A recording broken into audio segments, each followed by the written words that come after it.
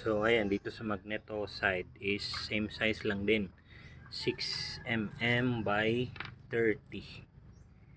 Ayan, so itong isa, dalawa, tatlo, apat, lima, anim, pito, walo, siyam. So itong siyam is 6 mm by 30.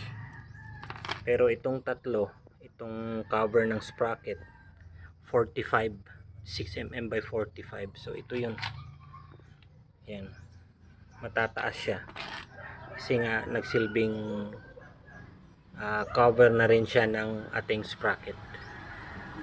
So ayan, sa mga KNS na gustong mag CNC bolt, pwedeng order niyo to diretso mga guys.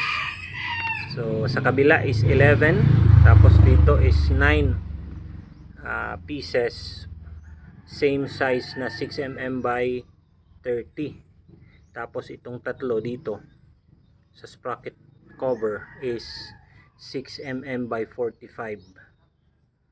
Okay, so sa gusto lang guys at sa hindi pa nakapag CNC na gustong mag CNC, hindi nyo alam ang sukat, eksaktong sukat ng ating mga bolts, right and left side. So ito na yun. Okay, good morning. Change oil tayo.